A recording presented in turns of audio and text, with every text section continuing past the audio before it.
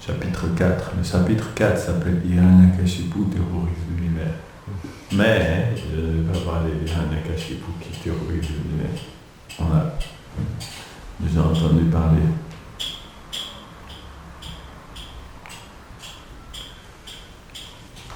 Je voulais parler de Prahlad Maharaj. Parce qu'à la fin du chapitre, en fait, parle de Prahlad Maharaj. Prahlad Maharaj, dit quelque chose de très beau sur Prahlad Maharaj.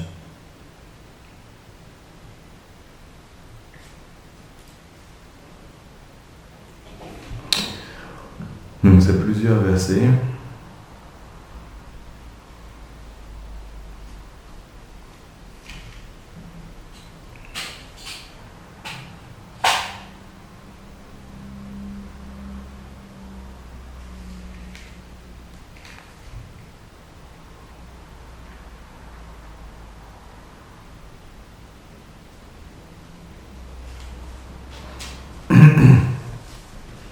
Le chapitre s'appelle Hiranyakashipu terrorise l'univers, mais en fait, c'est un chapitre qui glorifie aussi beaucoup Prahlad.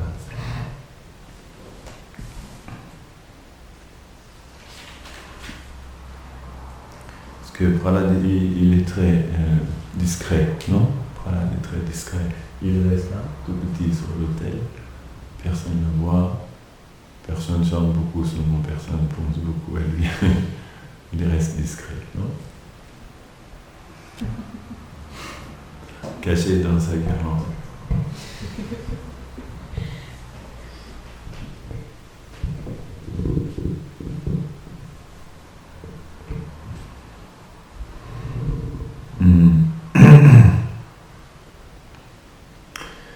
Donc c'est verset 31, à partir du verset 31 jusqu'à beaucoup de versets qui décrivent les qualités de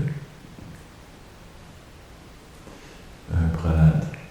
Est-ce que vous saviez que Hiranyakashipu avait 4 fils? Moi non plus, je viens de lire juste au-dessus. C'est marqué au-dessus. Hiranyakashipu avait 4 excellents fils, tous de brillantes personnalités, parmi lesquels le meilleur portait le nom de Prahlad. Tasya Daitya Putras Chatvara Paramadbhuta. Ils étaient tous merveilleux et dotés de grandes qualités. Ça veut dire que c'était des héros aussi. À vrai dire, Prahlad réunissait en lui toutes les qualités spirituelles car il était un pur dévot du Seigneur. Mohan Station.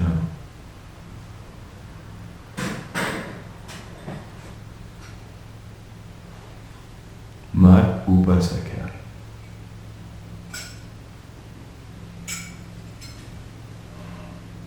Prabhupada n'explique pas, il faudra regarder, peut-être Vijayanath Chakravarti Thakur, il explique qui étaient les autres enfants de Hiranyakashipu.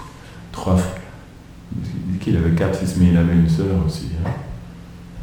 Holika, la sœur de Prahlad Maharaj, elle s'appelait Holika. Vous connaissez? C'est la sœur de Hiranyakashipu, c'est pas la sœur de Prahlad Maharaj, c'est la tante. C'est la tante. Ah, c'est la sœur de Hiranyakashipu. Holika. Par contre, il y a un de ses frères, il le rencontre parce que c'est celui qui l'emmène dans le temple avec plein de serpents. Moi je vous crois, c'est juste que, en fait, quand j'avais entendu l'histoire, on m'avait dit que c'était sa sœur, mais je n'avais pas compris la sœur de qui. J'avais compris la sœur de Prahlad, mais en fait, c'est des Indiens qui m'ont raconté cette histoire. Vous connaissez l'histoire de Holika? Oui, vous connaissez? Elle avait une bénédiction qu'elle ne pouvait pas brûler dans le feu. Vous connaissez? Ok. Bon, en tout cas, Prahlad avait 3 autres frères. Brahmanya, Shila, Sampana, Satya, Sandojitendriya, Atmavatsa, Utanam, Ekapriya, Suritamam, Dasavat, Sanata, Yangri, Pitrivat, Dinavatsala, Bhratrivat, Sadrishe, Snigdo, Guru Shvishvara Bhavana, Vidyarta Upajanmadyo Manastamba Vivarjita. Voici la description des qualités de Maharaj Prahlad, le fils d'Hiranyakashipu. D'une excellente nature et résolu à connaître la vérité absolue, il possédait toutes les qualités d'un brahmana accompli. Il était parfaitement maître de ses sens et de son mental. Comme l'âme suprême, il faisait preuve de bienveillance envers tous les êtres et se révélait leur meilleur ami. Donc, Prahlad est un des Mahajans, et un très grand Vaishnava. Nous devons donc suivre dans ses traces aussi. Il faisait preuve de bienveillance envers tous les êtres et se révélait le meilleur ami. C'est-à-dire un Vaishnava doit être l'ami de tout le monde. Il n'a pas le droit d'avoir d'ennemis. C'est très difficile de ne pas avoir d'ennemis. C'est un gros travail à l'intérieur de notre cœur de dire qu'on n'a pas le droit d'avoir d'ennemis.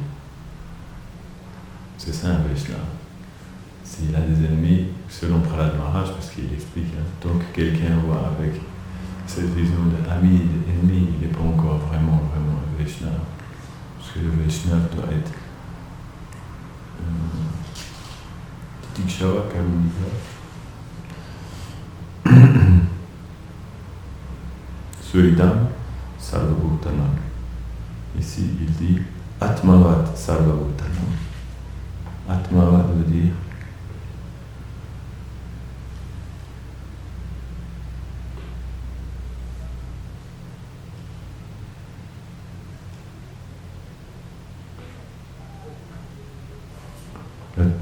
comme l'âme suprême, Sarvabhutanam, de tous les êtres vivants, et Kapriya, très cher. Surit Tama, le meilleur ami. Donc il faut être le meilleur ami de tous les êtres vivants. Avec les personnes respectables, il agissait comme un serviteur insignifiant. Ils sont comportés comme un père envers les malheureux. Il traitait ses égaux en frères, sympathisants, et considérait ses précepteurs, maître spirituel et frère en Dieu, aîné, comme aussi digne de son respect que Dieu en personne. C'est le Prabhupada qui ajoute tout ça dans la verset. Nulle trace en lui de l'orgueil malsain qu'aurait pu susciter sa bonne éducation, ses richesses, sa beauté, sa noblesse, etc. Prabhupada marqué l'orgueil malsain. C'est expliqué que parmi tous les défauts, le plus grand de tous les défauts, c'est l'orgueil. C'est le pire défaut que l'on puisse avoir.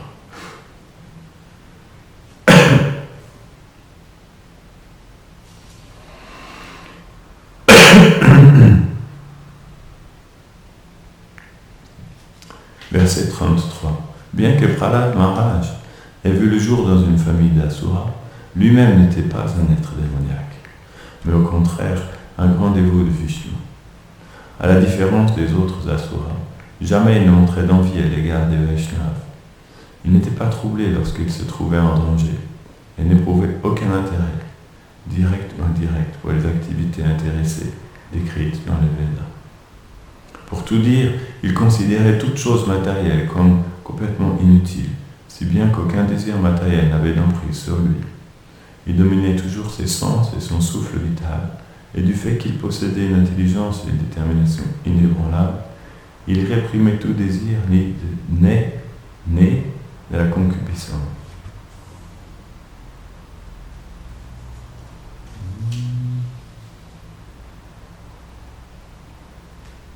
Ô roi, les sages, les érudits et les Vaishnavas glorifient encore de nos jours les merveilleuses qualités de Prahlad Maharaj.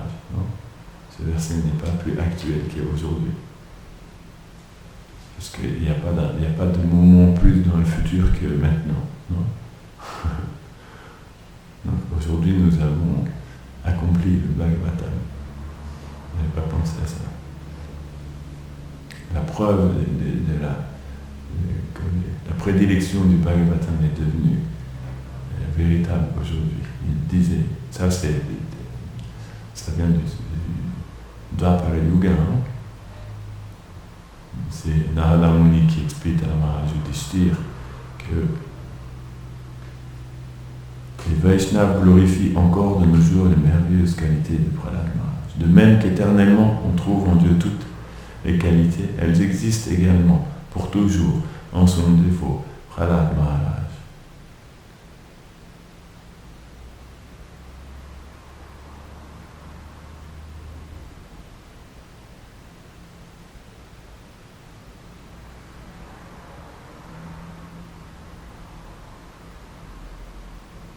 Très intéressant. Prabhupada explique dans la teneur et portée, d'après les écritures autorisées, nous savons que Prahlad Maharaj vit encore à Vaikuntha Loka, ainsi que dans l'univers matériel sur la planète de Sutala.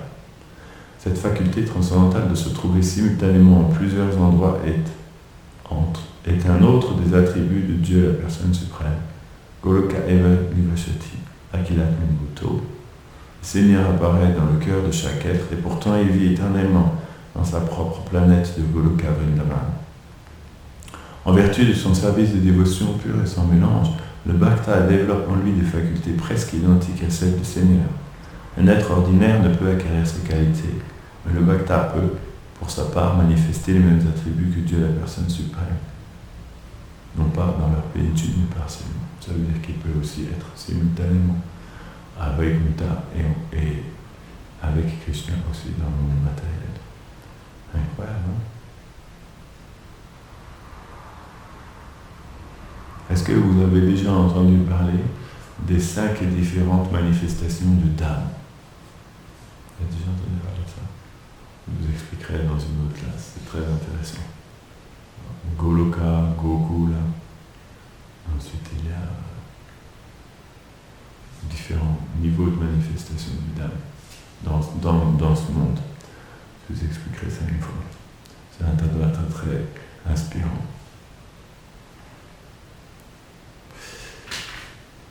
Dans n'importe quelle assemblée que l'on parle des grands hommes et des Bhaktas, en roi Yudhishthir, même les ennemis des Asuras, à savoir les Devas, et que dire de toi, cite Prahlad Maharaj comme l'exemple parfait d'un grand Bhakta. Qui pourrait énumérer les qualités spirituelles illimitées de Prahlad Maharaj? Il possédait une foi indéfectible et une dévotion pure envers Vasudeva, Sri Krishna, le fils de Vasudeva. Son attachement pour Krishna était naturel dû à ses activités dévotionnelles passées. Bien que ces merveilleuses qualités ne puissent pas toutes être énumérées, elles démontrent qu'il était une âme magnanime, un Mahatma.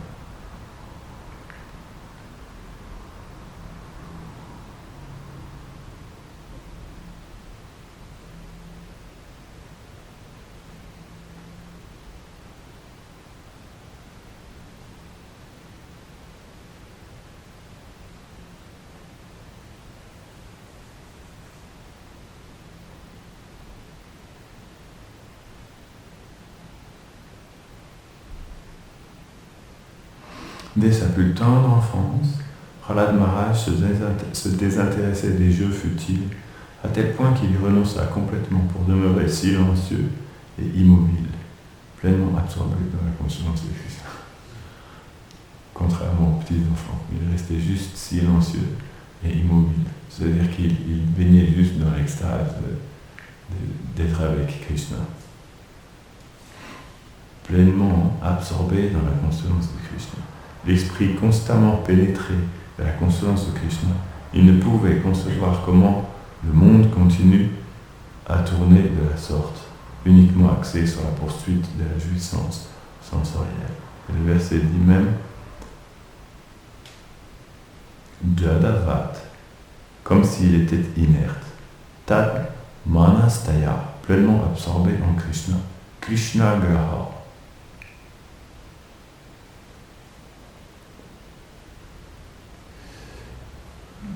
Gita Atma, son mental était complètement captivé par Krishna. Intéressant, non? Son mental était si captivé par Krishna qu'il devenait immobile. Il ne pouvait plus bouger. Tellement il était absorbé en Krishna, il ne pouvait plus bouger. Il restait comme ça, immobile et silencieux.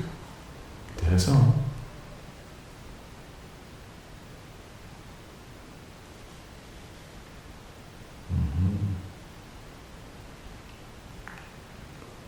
On continue.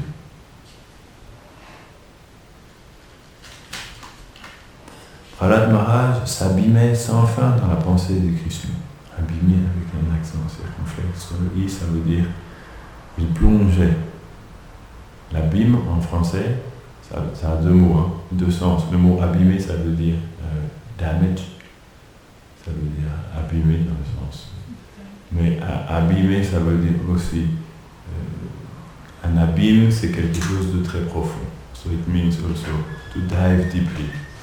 But we never use this word anymore. Now this is some old French. On ne dit pas souvent il s'abîmait. Des fois on dit il s'abîmait dans ses pensées, quelque chose comme ça. C'est dépassé un peu maintenant. À savoir que c'est des Québécois qui ont traduit le Bhagavatam en français. Il y avait des Québécois dans l'équipe, c'est pour ça que des fois il y a des choses qui nous paraissent un petit peu bizarres. Mais bon, c'est quand même pas du québécois, sinon on le verrait. Sinon ça parlerait de bûche plus souvent. Parce que les Québécois ils parlent de bûche tout le temps. Quand ils disent viens, assieds-toi, ils disent vas-y, prends-toi une bûche.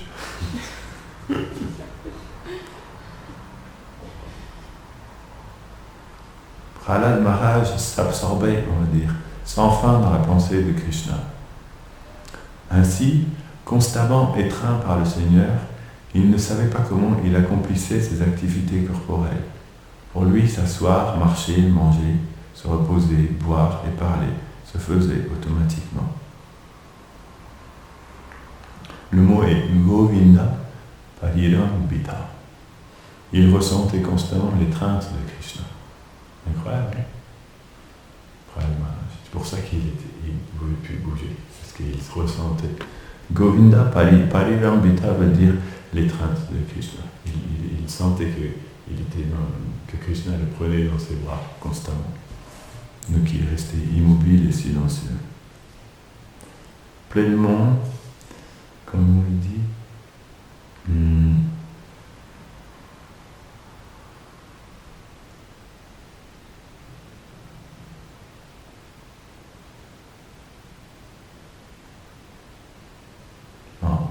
la phrase Prahlad s'abîmait sans fin dans la pensée de Krishna, c'est une phrase de Prabhupada, elle n'est pas dans le sanskrit.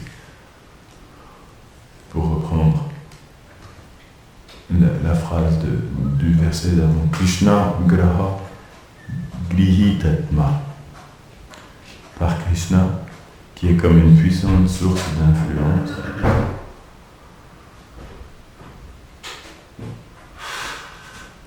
Grihita Atma, dont le mental était captivé. Graha veut dire une planète. De la même manière qu'une planète a une force de gravitation très forte et qu'elle attire des autres planètes pour tourner autour d'elle. Ici, Shukadev Goswami emploie le mot Krishna Graha. Krishna, c'est comme une planète puissante qui captivait le mental de Prahlad Maharaj. Grihita Atma. Son mental était captivé par la planète Krishna. C'est une métaphore.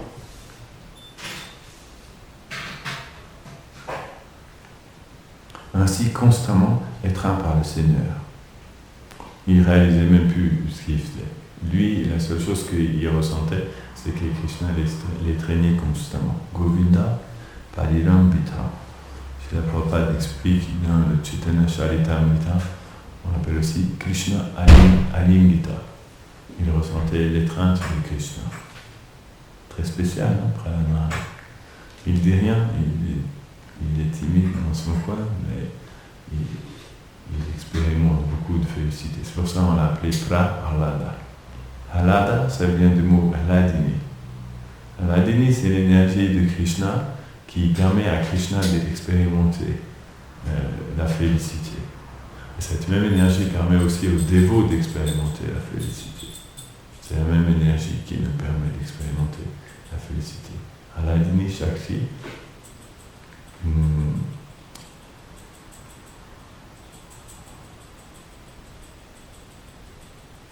qui dans sa forme personnelle se manifeste sous la forme de Hladini Shakti. Donc Prahlada, ça veut dire comme ça. Prahlada. Ça veut dire celui qui est empli par la Hladini Shakti. Il ressent l'extase. En fait, le mot Prahlad, ça veut dire celui qui baigne dans l'extase de Krishna. Très avancé dans la conscience de Krishna, il lui arrivait de pleurer et d'autres fois de rire. Il se montrait plein de joie ou de chanter d'une voix forte.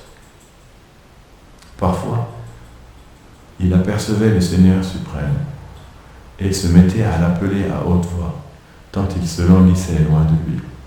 La grande joie qu'il ressentait lui faisait parfois perdre sa timidité et il se mettait à danser d'extase. D'autres fois, pleinement absorbé en la pensée de Krishna, il avait l'impression de ne plus faire qu'un avec le Seigneur, mais imiter ses divertissements.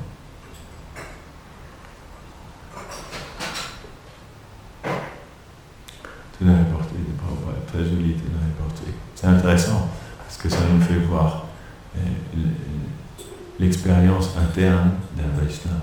Il n'y a pas beaucoup d'endroits où c'est expliqué ces choses-là. Prahlad Maharaj chantait parfois le Seigneur très loin de lui. Et alors il se mettait à l'appeler à grands cris. Parce que, comme on expliquait hier, avant-hier, les Vaishnavas ne peuvent pas supporter d'être loin de Krishna. Non?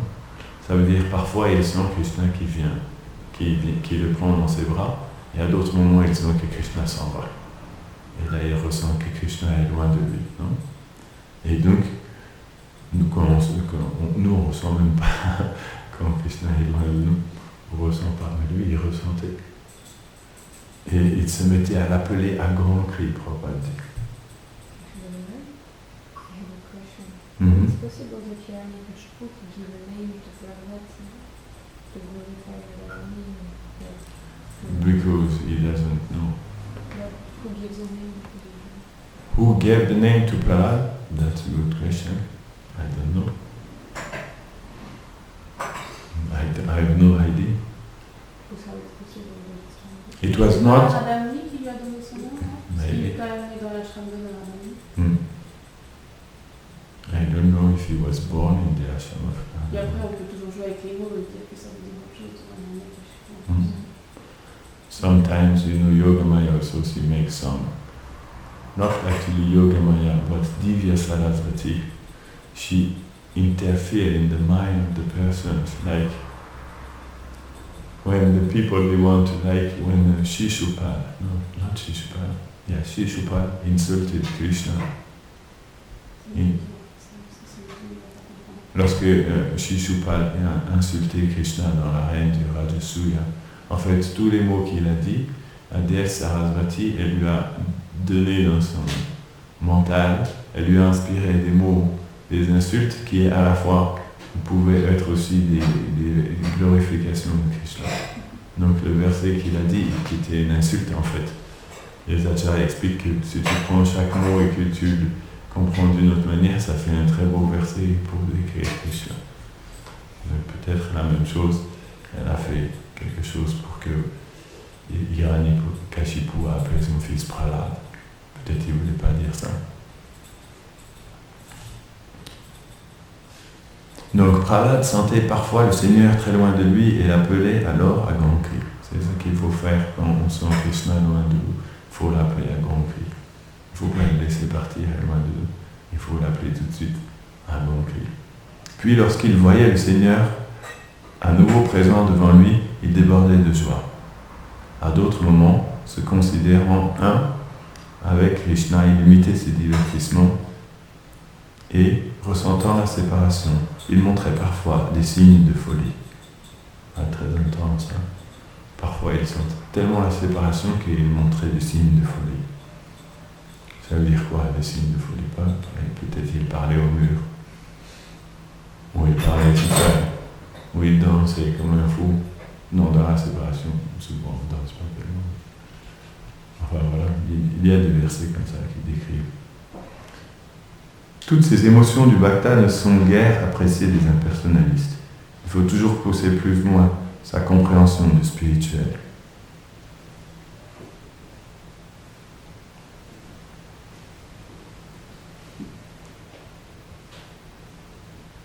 On passe un petit peu.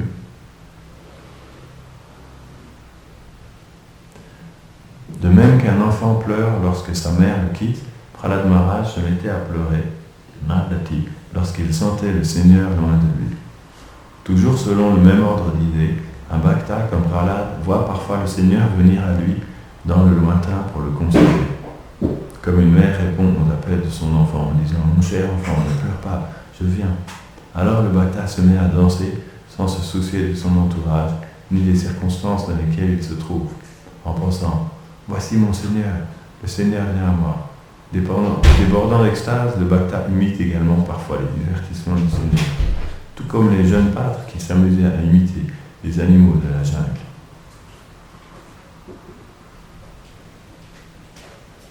Si Prahlad Maharaj put connaître toutes les extases spirituelles mentionnées dans ces pages, c'est en raison de son haut niveau de compréhension spirituelle. Intéressant, non? Donc il ressentait constamment l'étreinte de Krishna.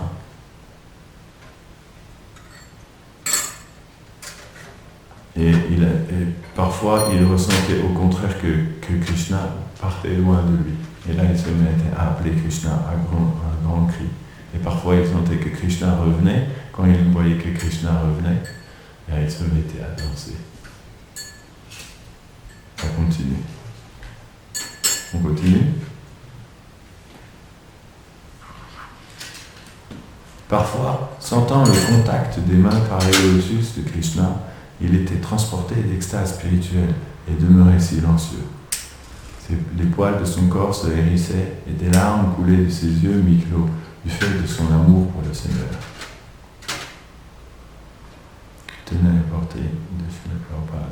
Lorsqu'un bhakta éprouve la séparation avec le Seigneur, il désire ardemment le retrouver.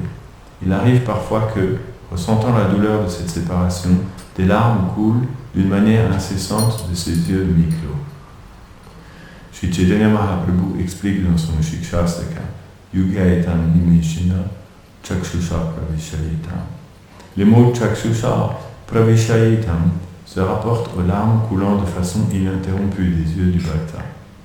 Or de telles manifestations propres à l'extase dévotionnelle pure étaient visibles chez Prahlad Maharaj.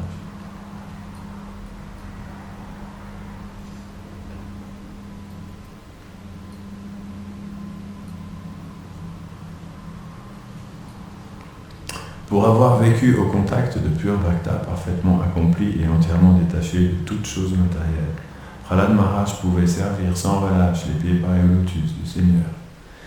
Les êtres, peu versés dans la connaissance spirituelle, se purifiaient en contemplant l'aspect physique de Prahlad Maharaj, lorsqu'il était totalement envahi par l'extase. Autrement dit, Prahlad Maharaj leur conférait la félicité spirituelle. Très beau, hein? Om Agyanati Dasya Ganam Janam Shalakaya Chakshurunmilitam Yena Tasmei Shigurave Namaha Sri Chaitanya Manovistam Stapitam Yena Bhutali Swayam Rupa Kadamayam Dadati Svapadantikam Namo Mahavadanyaya Krishna Prema Pradayati Krishnaya Krishna Chaitanya Gora Vishirama Shri Krishna Chaitanya Prabhu Nityananda Shadvaita Yadadaha Shiva Sri Gaura Hare Krishna Krishna Krishna Hare Hare Rama Rama Rama Hare Hare Vanchakarpatarubhyascha Kripa Sindhu Devacha Patitanam Pavane Vishnavyo Namo Namah Mukam Karati Bhacharam Bhagomrangeti Yad Kripam Tamam Bhade Shiguru Dinatarinam. Donc c'était un très beau passage du Bhagavatam. Le Bhagavatam, il y a plein de trésors à l'intérieur. Oui.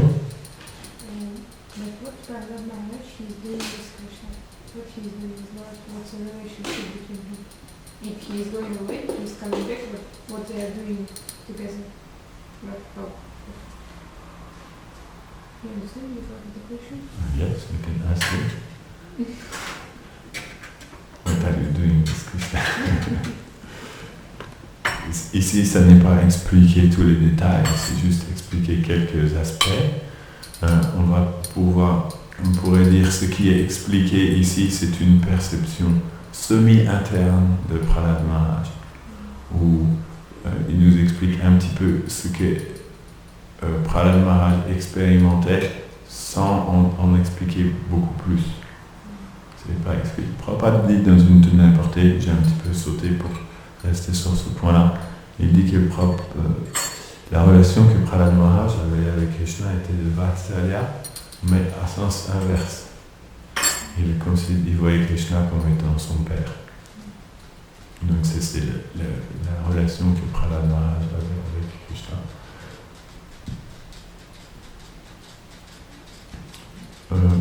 Est-ce que dans son cœur elle percevait la forme de Krishna ou la forme de Vishnu? Je ne sais pas, probablement l'une ou l'autre. Moins probable que ce soit la forme de Nishingadev sur laquelle il méditait. Ça c'est une forme plus.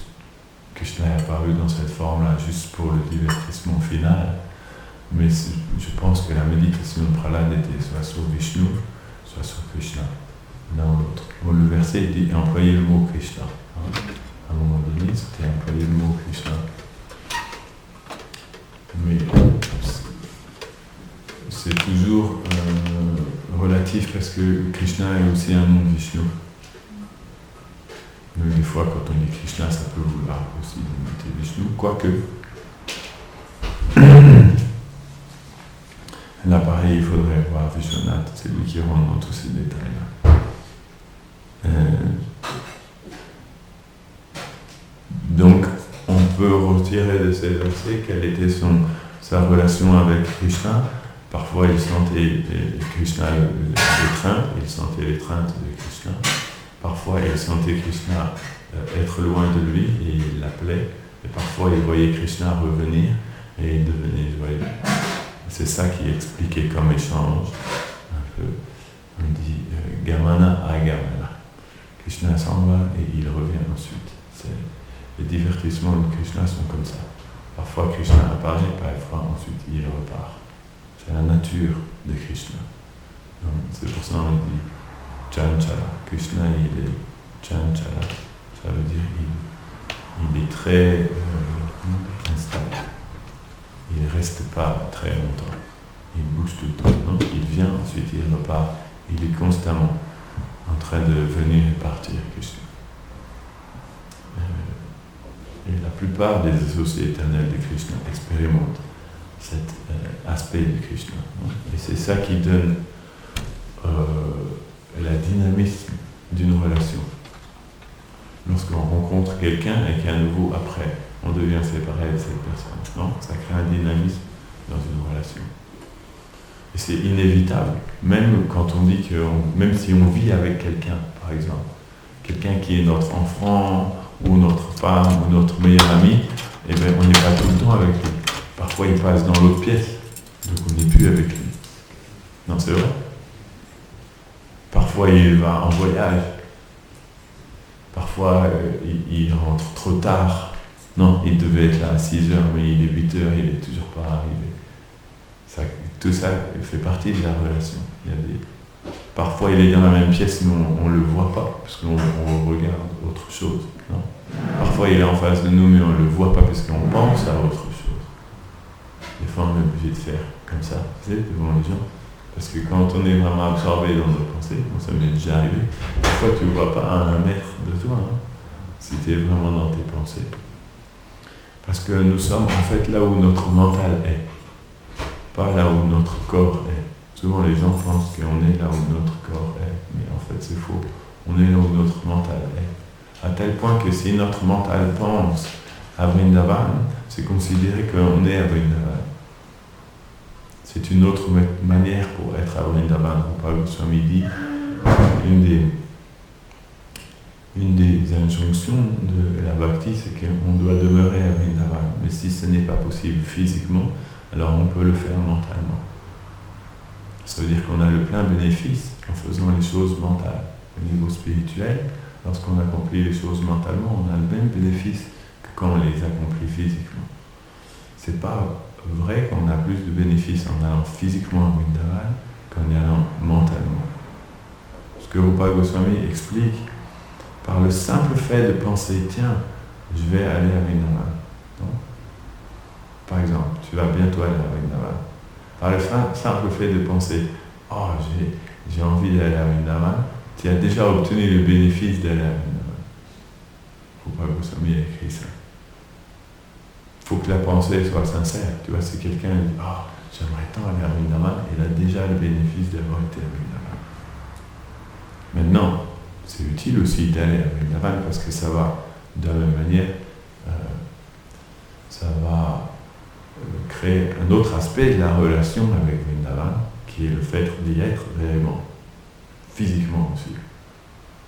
Et ça nous aide après à nous souvenir de Vrindavan. Quand on expérimente quelque chose extérieurement aussi physiquement, c'est plus facile d'expérimenter la séparation après. C'est difficile d'expérimenter la séparation d'un lieu ou d'une personne où on n'a jamais été ou qu'on n'a jamais rencontré. C'est possible aussi, mais c'est une autre nature de séparation, on appelle purvarag, c'est-à-dire la séparation avant la rencontre, comme Rukmini. Elle n'avait jamais vu Krishna, mais elle avait entendu parler de Krishna. En réalité, elle avait déjà vu Krishna, parce que Rukmini est Chandravali. Mais dans l'histoire du Bhagavatam, il n'a pas expliqué ça, donc on dit qu'elle n'avait jamais vu Krishna. En fait, elle avait déjà vu Krishna, parce qu'elle est Chandravali, mais je ne pense pas qu'elle savait que Krishna, Dwarka était Krishna. La preuve, quand Satyabhama est arrivé à Dwarka, elle ne savait pas que Krishna, c'était le même Krishna qui avait Vrindavan. Elle ne pouvait pas savoir. Donc quand Rukmini lui a dit, parce qu'elle a été donnée, Satyabhama, c'est la fille de Satyajit. Vous connaissez l'histoire de Satyajit? C'est un dévot de Krishna qui habitait à Dwarka. Et il adorait le Deva du soleil, Suryadev, tous les jours. Il a tellement bien adoré qu'un jour Surya lui a donné en récompense le joyau Syamantaka. Comment est-ce que Surya avait le joyau Syamantaka? Puisque le joyau Syamantaka, normalement, il est autour du cou de Radharani. Parce que c'est une longue histoire. Parce que Radharani, après quand Krishna a quitté Vrindavan, elle a été transférée sur la planète du soleil. Et donc, Surya, lorsqu'il a donné le joyau Syamantaka à Satyajit, il lui a donné aussi cette fille. De cette manière-là, Radharani est arrivé à Dwarka. Mais personne ne savait que c'était Radharani. Et elle était tellement absorbée dans la séparation de Krishna qu'elle s'intéressait à rien d'autre. Et Satyajit, un jour, il a décidé de donner en mariage sa fille, Satyajiti, ou Satyabhama, à Krishna, à cause de l'histoire du joyau Syamantaka. Et donc, lorsqu'il a envoyé Satyabhama au palais de Krishna, elle est arrivée en tant que la nouvelle épouse de Krishna, mais Krishna n'était pas là.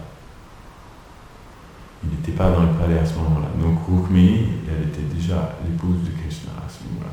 Lorsqu'elle a vu Satyabhama arriver, elle a tout de suite compris, si Krishna voit cette fille, il n'aura plus jamais aucun intérêt pour moi.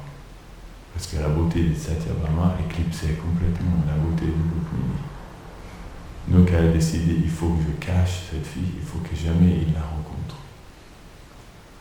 Donc il y a un jardin à Dwarka qu'on appelle Nava Vrindavan.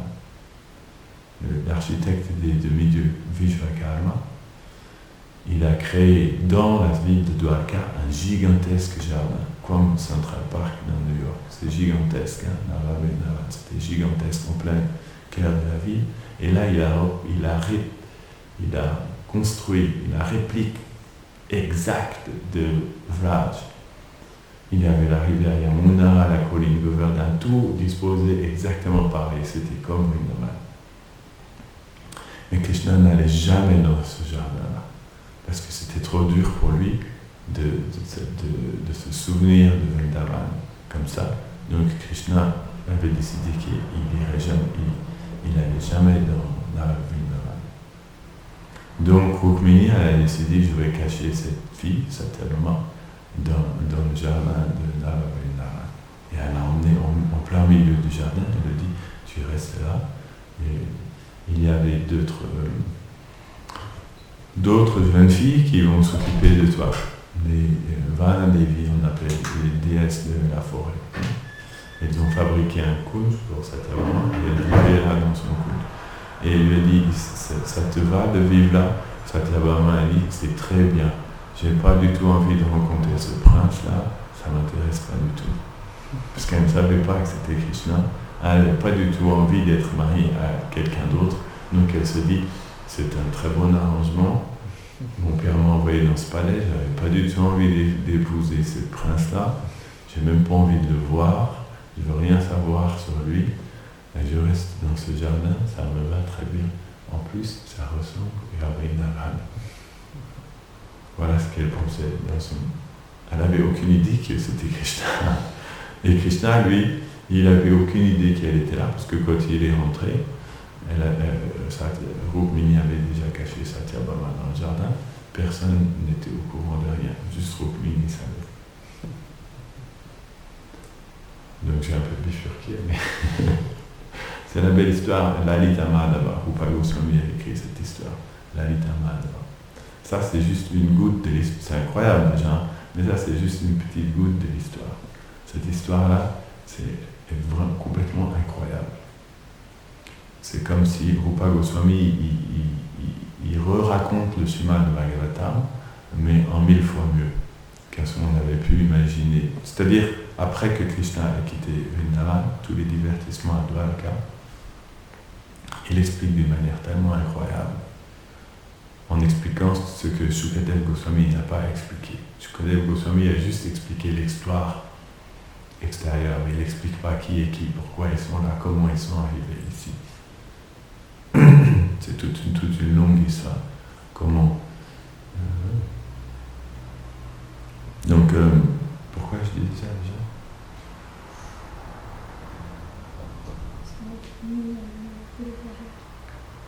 Voilà, le pouvoir là, dans cette histoire. Dans le Bhagavatam, 10e chant, Shukadev Goswami explique que Rukmini avait entendu parler de Krishna, elle a écrit cette lettre à Krishna. Non, elle lui a dit, elle a donné cette lettre à un brahmana, elle lui dit, va à Dwarka. C'était une princesse, elle pouvait envoyer un message si elle voulait. Il était obligé d'obéir à la princesse. Même si c'était un brahmana, par respect pour la princesse, il a apporté ce message à Krishna. Krishna a déroulé le message. Et c'était marqué, j'ai entendu parler de toi. Mon cœur ne conçoit que de pouvoir offrir ma vie à tes pieds par les lotus. S'il te plaît, accepte-moi. Si tu ne m'acceptes pas, ce n'est pas grave. Je peux mettre fin à ma vie tout de suite, il n'y a pas de problème. C'est ce qu'elle a dit à Krishna.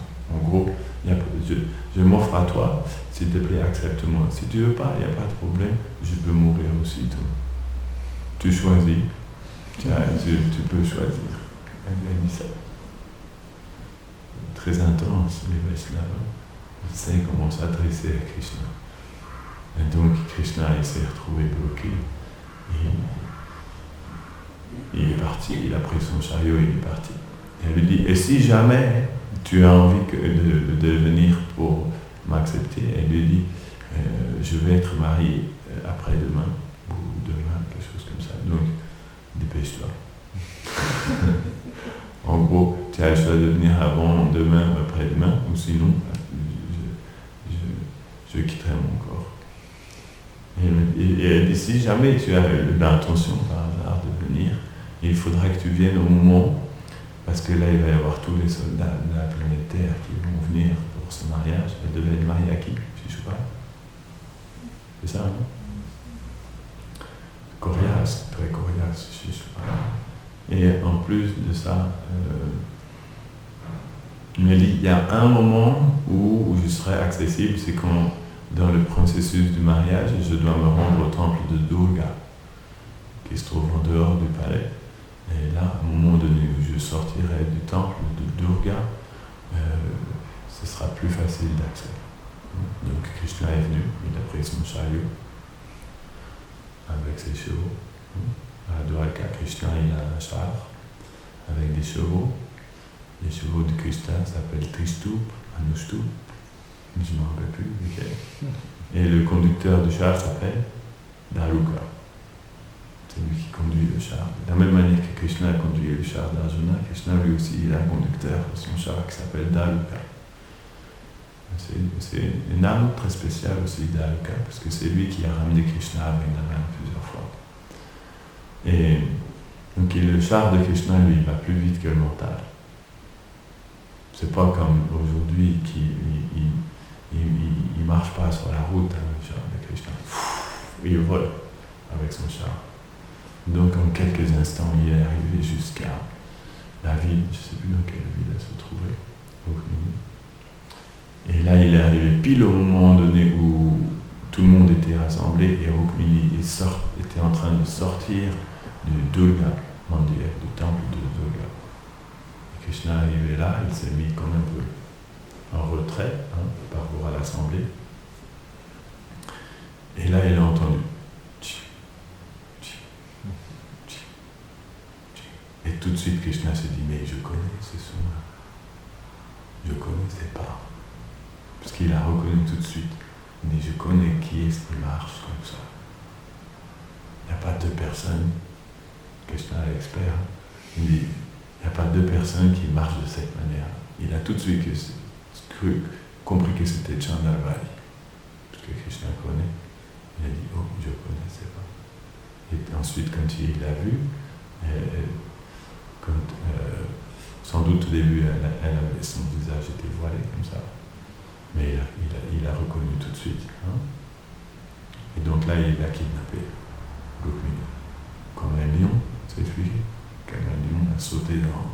Il est venu, il a pris Rukmini et il est parti. Et tous les autres guerriers, là, ils sont partis à la poursuite de Krishna. Et Krishna les a tous défaits rapidement. Et il a réalisé qu'en fait c'était Rukmini, que c'était Chandravali, cette princesse-là.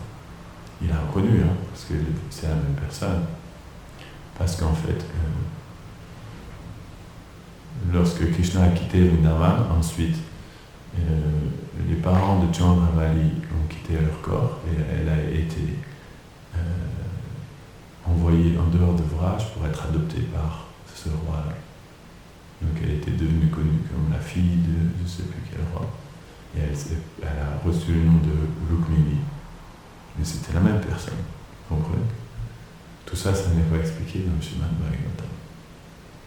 De la même manière, Rupa Goswami, il explique tout. Comment Lalita, Vishaka, Chitra Devi, Induleka, Champakalata, comment toutes elles sont arrivées jusqu'à Dwarka. Il y a des histoires. Chacune des histoires incroyables. Jambavati, comment elle est arrivée, comment elle s'est retrouvée la fille de Jambavan.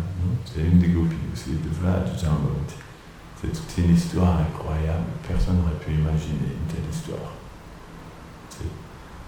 Tout est emmêlé, tu vois, parfaitement. C'est comme un nœud, tu sais, un nœud hyper complet, mais très joli à voir. Tu sais, des fois, il y a des nœuds artistiques. Vous avez déjà vu ça, des nœuds artistiques? Non? Ils font parfois des nœuds comme ça. C'est vraiment un nœud, ça serait impossible à défaire. Mais c'est pas comme un nœud moche. Des fois, il y a des nœuds, bon, tu les vois, tu vas pas regarder pendant des heures ce nœud-là, tu vas pas l'attacher sur ton mur, parce que c'est assez moche, parce que c'est fait n'importe comment. Mais il y a des nœuds aussi qui sont faits d'une certaine manière artistique, c'est très joli à voir. Donc Krishna Lila, c'est comme ça. Tout est emmêlé l'un dans l'autre. Mais c'est très joli à voir. Et quand tu tires le ficelle, il y a tout qui... Il y a toute une histoire merveilleuse qui se manifeste, non? Le Mahabharata, c'est comme ça aussi. L'histoire du Mahabharata, tout est emmêlé. Ça vient de telle histoire qui vient de tel yoga, de telle chose. C'est presque... Dans le Mahabharata, c'est presque toute l'histoire de l'univers qui est emmêlée, non? Depuis le Satya Yuga jusqu'au Kali Yuga, même les trucs du futur et tout ça, tout est emmêlé et est centré sur le Krishna Lila à Hastinapur, non? Parce que c'est comme ça, là où est Krishna, c'est le centre du tu vois. Donc c'est comme ça les divertissements de Krishna. Et les acharyas, eux, ils enlèvent les cordes comme ça, ils disent, tu vois la corde là, c'est la même qui était là-bas.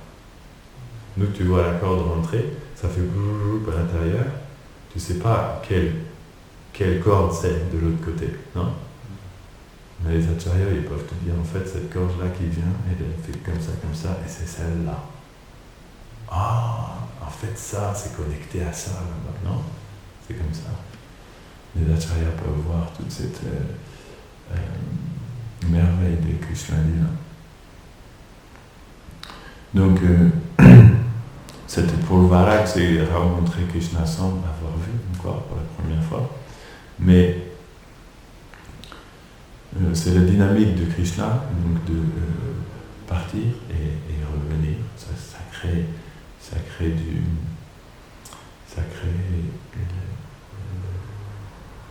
l'effet toujours nouveau du monde spirituel.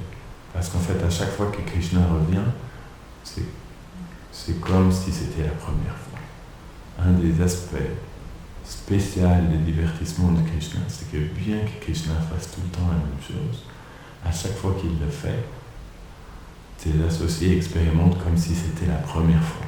Ils n'ont pas le souvenir que Krishna avait déjà fait ça. Chaque matin, quand Krishna se lève, mais la Yashoda vient pour réveiller Gopal, elle expérimente comme si c'était la première fois qu'elle venait pour réveiller Gopal. Par l'effet du yoga maya, elle ne peut pas se souvenir que tous les matins, elle vient pour réveiller Gopal. Et donc elle vit ça comme si c'était la première fois qu'elle rentrait dans la chambre de Krishna. Et là, elle ne se dit pas, oui, je vais faire comme tous les matins. Elle se dit, oh, comment il faut que je fasse? J'ai jamais été dans cette situation-là. Vous comprenez? Donc ça crée une dynamique très spéciale. C'est comme ça avec Krishna. Vous savez comment elle réveille Krishna? Mais un soda le matin. En fait, il ne dort pas, mais il fait semblant de dormir. Comme on dit, il n'y a pas plus sourd que celui qui ne veut pas entendre. C'est-à-dire que si quelqu'un fait semblant de ne pas entendre, tu peux lui parler. Même s'il entend, il va pas bouger. Non? C'est comme ça. Donc Krishna fait semblant qu'il dort comme ça. Même si elle fait du bruit, il ne va pas ouvrir ses yeux, puisque de toute façon, il fait semblant. Et donc, elle pense, il faut que je le réveille, parce que c'est à 6h, je dois réveiller Gopal à 6h. Il faut que je le réveille, parce que c'est 6h déjà, le soleil se lève. Alors, en Inde, le soleil se lève à 6h, il se couche à 6h. Le soleil se lève, c'est au moment donné où le soleil sort qu'elle vient pour réveiller Krishna. Il faut qu'elle le réveille, en même temps, elle ne veut pas le déranger et perturber son sommeil. Donc il faut qu'elle trouve une transition. Donc elle prend quelques gouttes d'eau comme ça, elle fait comme ça. Pour que ça va tomber sur le visage de Krishna, que tu vois, il va se réveiller tout doucement comme ça. C'est la technique de Mahashoggi. Et aussi elle lui apporte quelques ladous, quelque chose comme ça. Et tout joue son rôle, hein. Le soleil vient. Pourquoi le soleil se lève à 6h? Parce que Krishna doit se réveiller à 6h. C'est pour ça que le soleil se lève à 6h. C'est pas Krishna qui se réveille à 6h parce que le soleil se lève à 6h. Et le soleil qui vient à ce moment-là pour réveiller Krishna. Avec ses rayons, comme ça il commence à illuminer la chambre de Krishna. Et donc c'est nouveau à chaque jour. Comme ça. Et le fait que Krishna s'en aille aussi, ça crée. C'est comme à 6h, elle vient réveiller Krishna, à 8h30, Krishna est déjà parti dans la forêt. C'est pas beaucoup, juste 2h30, elle peut rester avec Krishna le matin. Et en plus de ça, à savoir que quand les associés de Krishna sont avec Krishna, 1000 années semblent être juste une seule seconde. Donc ça va très très vite. C'est parce que quand on est avec Krishna, ils oublient tout le reste, non? Et à la fin, tout de suite, pouf, c'est déjà l'heure que Krishna parte. C'était tellement court. Et pourtant, c'est tellement merveilleux, tout ce qu'ils font là, le matin, l'habillage de Krishna. Vous avez déjà entendu parler l'habillage de Krishna le matin? C'est tout un processus, c'est tout comment on peut dire, une cérémonie. Ça va toujours dans le même ordre, il y a tout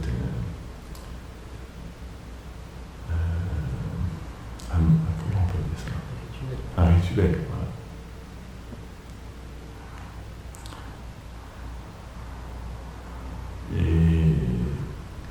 Mais à chaque jour, ils expérimentent comme si c'était la première fois qu'ils bénissent Krishna. Et là, ils apportent les pichets de bénir Krishna. Il y a des petits garçons qui viennent comme ça, leur service de bénir Krishna. Krishnadas Kaviraj Goswami, il dit quand ils arrivent avec le pichet d'eau, ils tiennent ce pichet d'eau comme si c'était leur vie et leur âme. Parce qu'ils mettent vraiment tout leur cœur dans le service de Krishna et Radharasi. Et c'est une eau très spéciale que Mère Yashoda elle a gardée sur le toit du palais pendant toute la nuit pour que les rayons de lune infusent l'eau pendant toute la nuit. Les rayons de la lune, c'est très paisible, comme ça les rayons de lune touchent l'eau pendant toute la nuit et l'eau, comme ça, l'eau, elle absorbe l'énergie des rayons de lune. C'est comme ça que Mère Yashoda conçoit le bain de Krishna. En plus, elle met aussi quelques fleurs parfumées, parce que de nos jours, les fleurs, elles n'ont plus beaucoup de parfum. Mais autrefois, en fait, c'est expliqué en Inde. Vous savez comment ils faisaient le soir, avant de se coucher, ils préparaient un pot avec de l'eau, et dedans, ils mettaient une fleur. Et pendant toute la nuit, la fleur s'infusait dans l'eau. Juste poser la fleur dans l'eau, et le matin, quand ils prenaient la douche, c'était complètement parfumé. Parce que les fleurs avaient tellement de parfum. Maintenant, on est obligé de faire des tailles des douches et tout ça, pour que ça ait un petit peu d'odeur. Mais autrefois, il suffisait de mettre une fleur dans l'eau.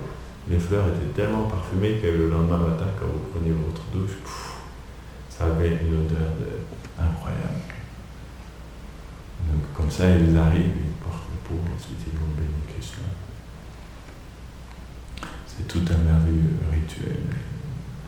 À l'Ambagam, tous les matins, ils expérimentent, comme si c'était la première fois qu'ils versent de l'eau sur Krishna. Donc ça c'est un abhishek incroyable. Ça crée une expérience toujours nouvelle. C'est pour ça qu'on dit Krishna est Navayovana. Il est nouveau à chaque instant.